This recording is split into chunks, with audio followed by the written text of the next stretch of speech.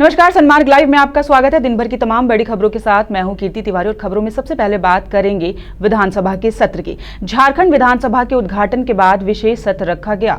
CM समेत तमाम मंत्री और सभी पार्टियों के विधायक विधानसभा पहुंचे। राज्यपाल द्रौपदी मुर्मू को गार्ड ऑफ ऑनर देकर स्वागत किया गया। जेएमएम ने विशेष सत्र का बहिष्कार किया। जेएमएम के बागी विधायक जयप्रकाश भाई पटेल को छोड़ पार्टी का कोई भी विधायक सत्र में शामिल नहीं हुआ। इस दौरान राज्यपाल द्रौपदी मुर्मू ने कहा कि 19 साल बाद झारखंड को एक बड़ी सौगात मिली है। उन्होंने कहा कि झारखंड सरकार के लिए यह बहुत बड़ी उपलब्धि है। झारखंड विधानसभा चुनाव की तैयारियों में जुटी भाजपा ने 65+ के लक्ष्य को साधने में पूरी ताकत झोंक दी है। शुक्रवार को झारखंड भाजपा के चुनाव प्रभारी ओम माथुर और सह प्रभारी नंदकिशोर यादव ने चुनावी अभियान के तहत जन आशीर्वाद रथ यात्रा को हरी झंडी दिखाकर रांची से रवाना किया। यह रथ यात्रा राज्य के दूसरे जिलों में जाकर लोगों से फिर से भाजपा सरकार बनाने का आह्वान करेगा। 15 सितंबर को मुख्यमंत्री जामताड़ा से इस यात्रा को आगे बढ़ाते हुए संथाल परगना में भाजपा के चुनावी अभियान का आगाज करेंगे। वहीं 18 सितंबर को भाजपा के राष्ट्रीय अध्यक्ष और गृह मंत्री अमित शाह जामताड़ा आने वाले हैं। शाह के आगमन को लेकर भाजपा तैयारी में जुट गई है। अमित शाह 18 को ही यहां से संताल परगना में मुख्यमंत्री कृषि आशीर्वाद योजना का शुभारंभ करेंगे।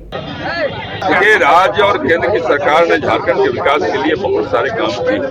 हमने गांव, गरीब, किसान, नौजवान, मजदूर, महिलाएं, अनुसूचित जाति, जनजाति, समाज के सब वर्गों के विकास का काम किया है। हम इस यात्रा के माध्यम से अपने किए गए काम के आधार पर जनता से आशीर्वाद मांगने के लिए जा रहे हैं और मुझे पूरा भरोसा है कि जो जनता के आशीर्वाद से जो 65 पार का लक्ष्य हमने तय किया है, हम उसको हासिल करेंगे। नए विधानसभा के उद्घाटन के बाद आज एक दिन का सत्र रखा गया, जिसमें सत्ता पक्ष के सभी विधायकों ने शिरकत की। वहीं विपक्ष से कई विधायकों ने बाइकआउट किया। कांग्रेस के लोहरदगा विधायक सुखदेव भगत ने स्पष्ट किया कि 19 साल बाद झारखंड को नया विधानसभा मिला है, ये खुशी की बात है। वहीं उन्होंने यह भी स्पष्ट किया कि ये विधानसभा केवल सत्ता पक्ष नहीं बल्कि सभी का है। बहुत सारे प्लेटफॉर्म होते हैं इधर भी, और जो विधानसभा है वो किसी राजनीतिक दल का नहीं है। ये विधानसभा यहाँ की पूरी जनता का ये है, आकांक्षाओं का एक केंद्र है। तो मुझे अच्छा लगता अगर वो सारे लोग यहाँ पर उपस्थित होते, और इसलिए मैंने कहा कि आज क्योंकि बहुत ऐतिहासिक दिन था जिसमें नेता पक्ष है, प्रतिपक्ष हो, सत्ता पक्ष हो, और इसका श्रृंगार है, लोकतंत्र का श्रृंगार है सत्ता पक्ष और विपक्ष।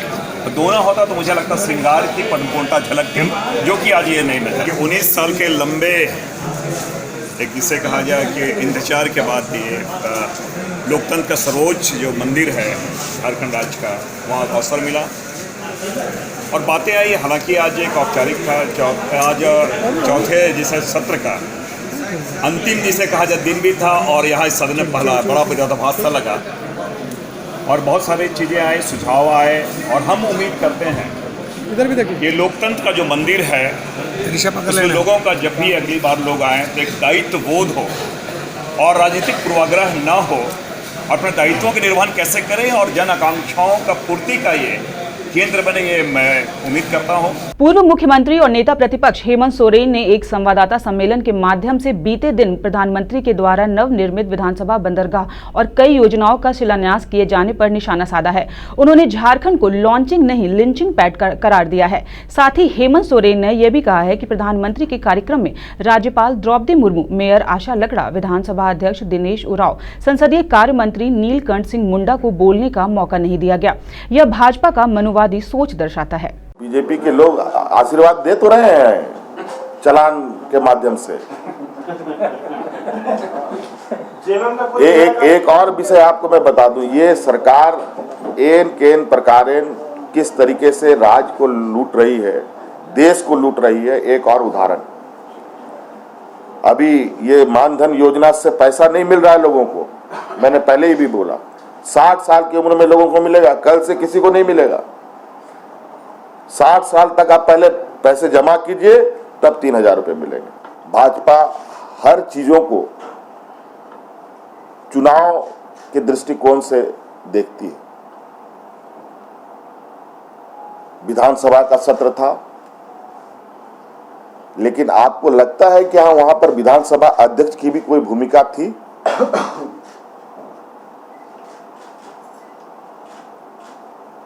इस राज्य की प्रथम महिला, जिसको कहते हैं पहली नागरिक, राज्यपाल महोदया द्रौपदी मुर्मू जी क्या उनको कोई संबोधन करने का मौका मिला, अपनी भावनाओं को रखने का मौका मिला?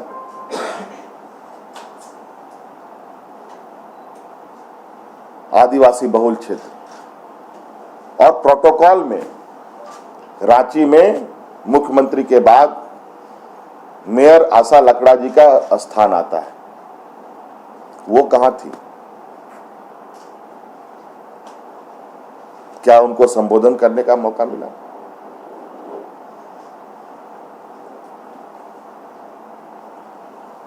संसदीय कार्य मंत्री कहां थे? क्या उनको कुछ भी बातें, एक भी शब्द बोलने का मौका मिला? आखिर भाजपा की ये सोच क्या दर्शाती है? ये किस और संकेत कर रही है?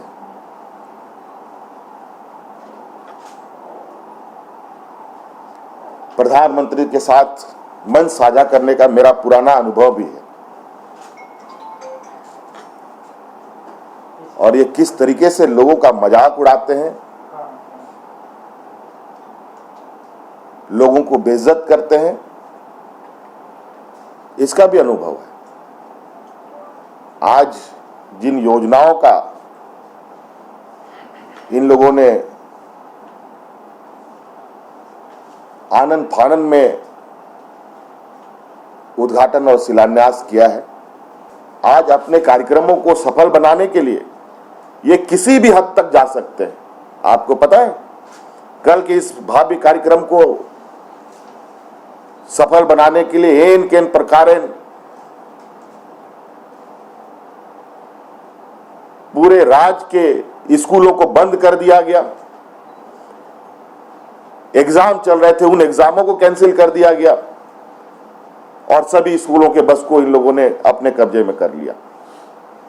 डीसी, एसपी, इनकम टैक्स पदाधिकारी, एक्साइज पदाधिकारी, बीडीओ, सीओ, सभी को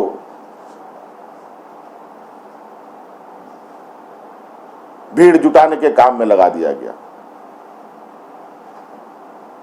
ये क्या मजाक है? ये नियम कानून की धज्जियां नहीं उड़ रही हैं तो क्या हो रही है? इसलिए कल का दिन मैं समझता हूं इस राज्य के लिए सबसे काला दिन था, और हमने आज चूंकि सत्र भी आहूत है और इस सत्र में हमने सांकेतिक विरोध करते हुए सत्र में हिस्सा नहीं लेने का निर्णय लिया। मात्र एक ही उदाहरण नहीं है, इस सरकार ने कई ऐसे उदाहरण पेश किए हैं जहां पर अपनी नाकामी को और अपनी काली करतूतों को छुपाने का भरकस प्रयास किया है। सदन कल नए विधानसभा का सत्र आहूत हुआ, उद्घाटन हुआ, उसमें विधानसभा अध्यक्ष, सदन नेता, नेता प्रतिपक्ष और संसदीय कार्य मंत्री, ये लोग उस सदन को पूर्णतया प्रदान करते हैं, उसको पूर्ण बनाते हैं। लेकिन आज ये सभी लोग की क्या दशा थी कल आपने देखा। आज किसी भी विधानसभा से जुड़े लोगों को, राज्य से जुड़े लोगों को, हमने तो कहा कि देश, इस राज्य की प्रथम महिला नागरिक के रूप में जानी जाने वाली हमारे राज्यपाल महोदया द्रौपदी मुर्मू जी, दिनेश उरांव जी, आशा लकड़ा जी और नीलकंठ सिंह मुंडा जी, इनको एक भी संबोधन करने का, अपनी अभिव्यक्त करने का मौका मिला?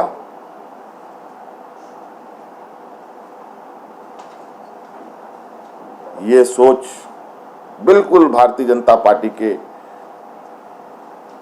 उस मनुवादी सोच को दर्शाता है जो सदियों से स्थापित है, और आज वो बढ़ चढ़कर सिर चढ़कर बोल रहा है। अब बात प्रणव कुमार बब्बू की केंद्र से लेकर प्रदेश तक बीजेपी की सरकार होने की वजह से हालिया सरकार के सकारात्मक कदम और विकास की धारा को देखकर लगता है लोग बीजेपी से जुड़ रहे हैं। डॉक्टर प्रणव कुमार बब्बू की अध्यक्षता में कायस्थ समाज का एक प्रतिनिधि मंडल ओम प्रकाश माथुर से मुलाकात करने पहुंचा। 4 सदस्यों के इस प्रतिनिधि मंडल में कायस्थ समाज के अधिवक्ता एवं महिला प्रदेश अध्यक्ष इंदु पराशर, प्रदेश प्रवक्ता सूरज सिन्हा एवं संयुक्त सचिव संतोष दीपक मौजूद थे।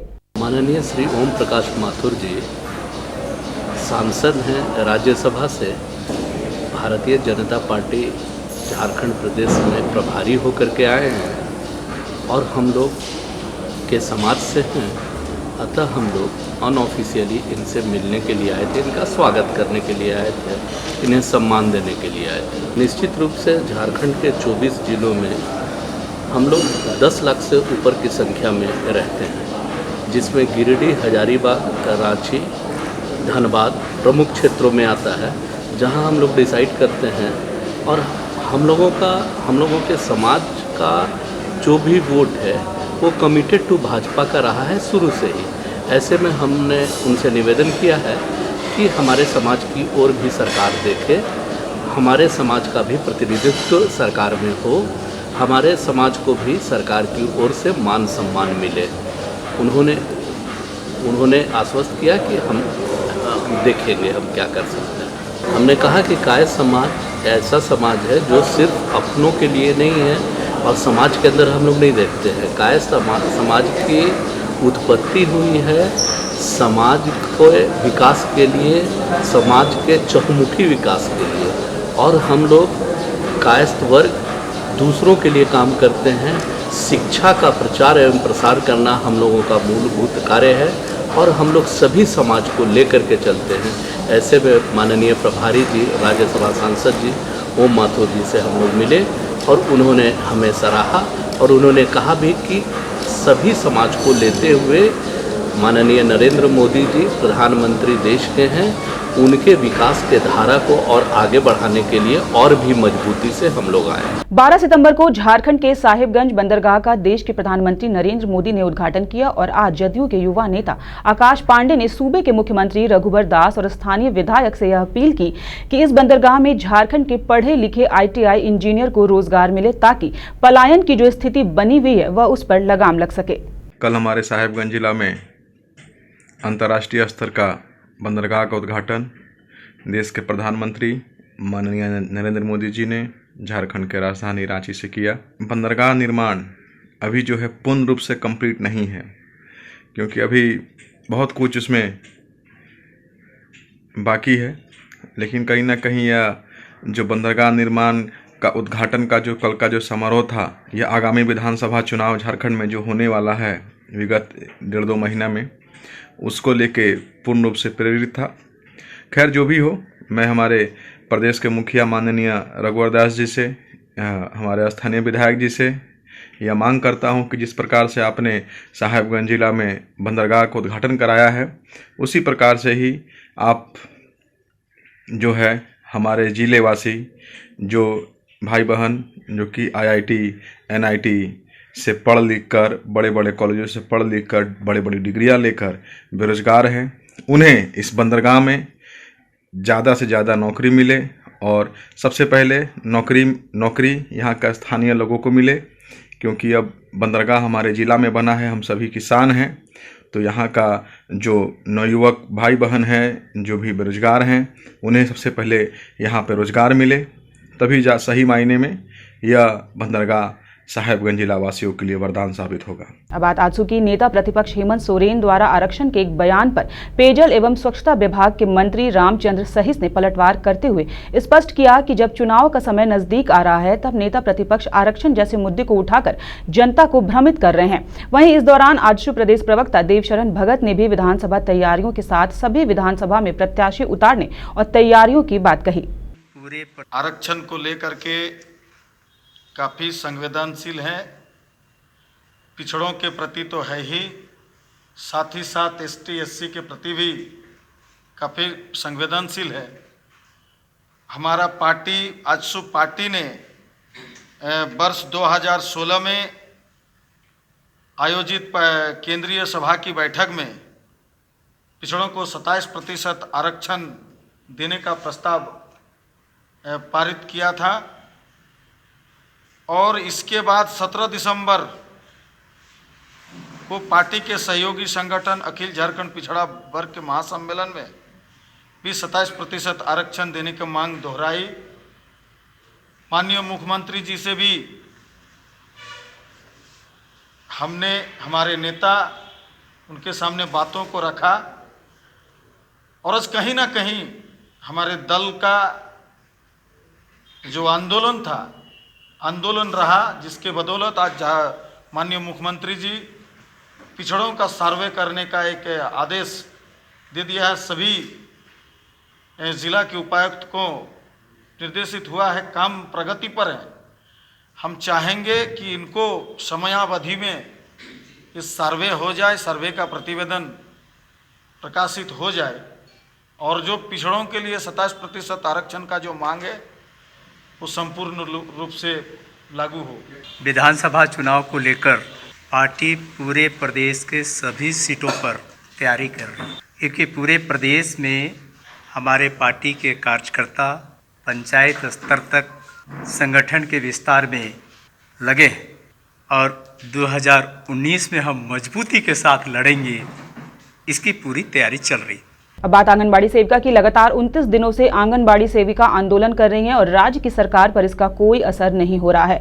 कल देश के प्रधानमंत्री नरेंद्र मोदी ने रांची में विधानसभा का उद्घाटन किया और कई सारी योजनाओं का शुभारंभ किया, लेकिन दूसरी तरफ राज्य की 8000 महिला सेविका कई दिनों से हड़ताल और आंदोलन कर रही हैं, लेकिन उनकी मांगों को अब तक नहीं माना गया है। आंगनबाड़ी सेविकाओं के अनुसार अगर उनकी मांगे नहीं मानी गई तो 13 सितंबर से वह अनिश्चितकालीन भूख हड़ताल पर रहेंगी।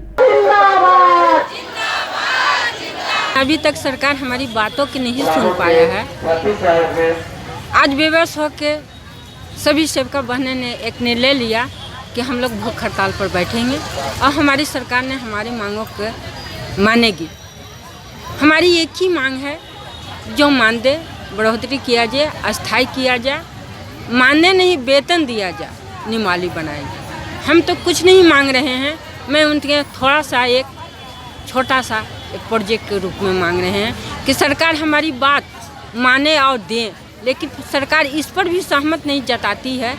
इसलिए हम आज अजीज होकर हड़ताल पर और भूख हड़ताल पर बैठ चुके हैं कि हमारे मानदेय में बढ़ोतरी करेंगे। हमारी सरकार जब तक नहीं मांग को पूरा करती है तब तक हम लोग भूख हड़ताल पर बैठे रहेंगे और डटे रहेंगे, या जो भी हो हमारे मांगों को पूरा करेगी तभी हम लोग हटेंगे, नहीं तो नहीं। झारखंड प्रदेश आंगनबाड़ी वर्कर्स यूनियन के प्रतिनिधि को हम लोगों ने बात की तो उनके द्वारा यह कहा जाना कि 3 से 4 दिन के अंदर जो कमेटी गठित हुई है, आपका डिमांड जो है, जो अतिरिक्त मानदेय की बढ़ोतरी है, उसको माना जाएगा, आप लोग आंदोलन से वापस आ जाइए। लेकिन मेरा कहना है, झारखंड प्रदेश आंगनबाड़ी वर्कर्स यूनियन के बैनर तले सेविका सहायिका, पूरे प्रदेश की सेविका सहायिका आज 29वां दिन हड़ताल पर है। आज हमारी सेविका सहायिका जो है अनिश्चितकालीन भूख हड़ताल पर भी बैठ चुकी हैं। प्रधानमंत्री नरेंद्र मोदी स्वच्छता अभियान को लेकर जहां लोगों को जागरूक कर रहे हैं, वहीं पाकुड़ समाहरणालय में आए दिन डीसी और एसपी सहित कई आला अधिकारी, सैकड़ों कर्मी लोगों की समस्याओं को दूर करने के लिए आते हैं, लेकिन समाहरणालय के शौचालय और गंदगी से लोगों को काफी परेशानी होती है। समाहरणालय की साफ सफाई पर ध्यान नहीं दिया जा रहा है, जिसकी वजह से लोगों को काफी परेशानी हो रही है। बता दें कि इसी समाहरणालय से सरकार स्वच्छता अभियान की शपथ लोगों को दिलाती है और वही समाहरणालय गंदगी से भरा हुआ है। प्रधानमंत्री नरेंद्र मोदी स्वच्छता अभियान को लेकर जहां लोगों को जागरूक कर रहे हैं, वहीं पाकुड़ समाहरणालय में स्वच्छता अभियान की धज्जियां उड़ाई जा रही है। ये वही समाहरणालय है जहां से लोगों को स्वच्छता अभियान को लेकर के शपथ दिलाई जाती है। आपको बता दें कि आए दिन डीसी और एसपी सहित कई आला अधिकारी, सैकड़ों कर्मी लोगों की समस्याओं को दूर करने के लिए आते हैं, लेकिन समाहरणालय के शौचालय और गंदगी से लोगों को काफ़ी परेशानी हो रही है। आपको बता दें कि समाहरणालय की साफ सफाई पर ध्यान नहीं दिया जा रहा है, जिसकी वजह से लोगों को काफ़ी परेशानी हो रही है। अब ये देखना दिलचस्प होगा कि आखिर कब समाहरणालय से गंदगी को दूर किया जाता है। हमारे पीछे पाकुड़ जिले का समाहरणालय है, यहाँ सभी विभागों के जिला स्तरीय अधिकारी हैं, डीसी एसपी खुद यहाँ बैठा करते हैं। पूरे देश में स्वच्छता अभियान चल रहा है, स्वच्छ रहो स्वस्थ रहो के नारे लग रहे हैं। पंचायत से प्रखंड और जिला स्तर तक के अधिकारियों और कर्मियों को यहाँ संकल्प और शपथ दिलाई जाती है कि अपना सहित सामुदायिक स्वच्छता पर ध्यान देना है, अगल बगल साफ सुथरा रखना है। पर समाहरणालय के कई ऐसे विभाग के कार्यालय हैं जहां के शौचालय गंदे हैं, गंदगी का अंबार लगा हुआ है। शौच करने से भी अधिकारी ही नहीं कर्मी भी हिचकते हैं। ऐसे में सवाल यह उठता है कि जब अधिकारियों के नाक के नीचे ही गंदगी हो, स्वच्छता का मजाक उड़ रहा हो, तो पाकुड़ कैसे स्वच्छ होगा और कैसे स्वस्थ होगा। सनमार्ग लाइव के लिए पाकुड़ से राम प्रसाद सिन्हा। स्वच्छता अभियान की ही बात करें तो बोकारो के डीसी मनोज कुमार ने भी लोगों को स्वच्छता अभियान का पाठ पढ़ाया है। उन्होंने जनता से अपील की है कि देश को साफ और स्वच्छ रखे, साथ ही साथ कार्यालयों को भी साफ और स्वच्छ रखे। उन्होंने कहा कि प्लास्टिक भी अब 2 अक्टूबर से बैन हो रहा है, इसलिए प्लास्टिक से बनी चीजों का भी कहीं से इस्तेमाल ना करें। बोतलें आदि का इस्तेमाल जनता से अपील करते हुए कहा है कि उन्हें इसका इस्तेमाल नहीं करना चाहिए।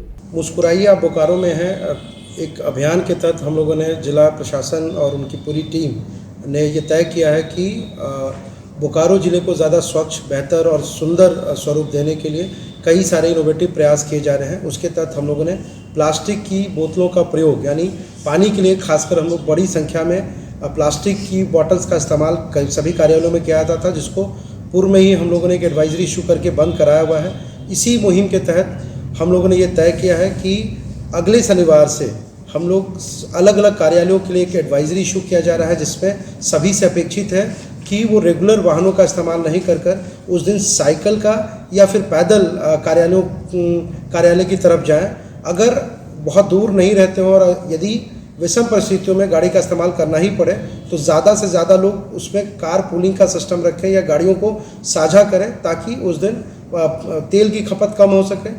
आर्थिक जो दबाव सरकार के ऊपर है उसको हम लोग थोड़ा कम कर सकें एक प्रयास के जरिए। साथ ही साथ एक फिट है इंडिया मुहिम ऑलरेडी चल रही है, उसके तहत भी लोग ज़्यादा स्वस्थ रह सकते हैं, दवाइयों से और डॉक्टर से उनको निजात मिल सकता है। इसलिए यह अभियान जो है केवल सरकारी अभियान नहीं होकर मैं आपके ज़रिए लोगों से भी अपील करता हूँ, मैं बोकारो के तमाम शहरवासियों से और नागरिकों से अपील करता हूँ कि आप भी यथासंभव जहाँ ज़रूरत पड़े वहाँ पे साइकिल का या पैदल इस्तेमाल करें। और शनिवार के एक दिन को हम लोग पूरे बोकारो ज़िले में कोशिश करें कि उस दिन कम से कम गाड़ियों का मूवमेंट हो सके और ज़्यादा से ज़्यादा साइकिल या पैदल चलने का काम हो सके, ताकि हम ज़्यादा स्वस्थ रह सकें, दवाइयों से दूर रह सकें, ईंधन की खपत को कम कर सकें और इस राष्ट्र की मजबूती में, बोकारो को बेहतर बनाने में हम सब योगदान दें और सचमुच में कह सकें कि मुस्कुराइए आप बोकारो में। इस बुलेटिन में फिलहाल इतना ही। खबरों पर अपनी अपडेट और नजर बनाए रखने के लिए सनमार्ग लाइव सब्सक्राइब करना ना भूलें। नमस्कार।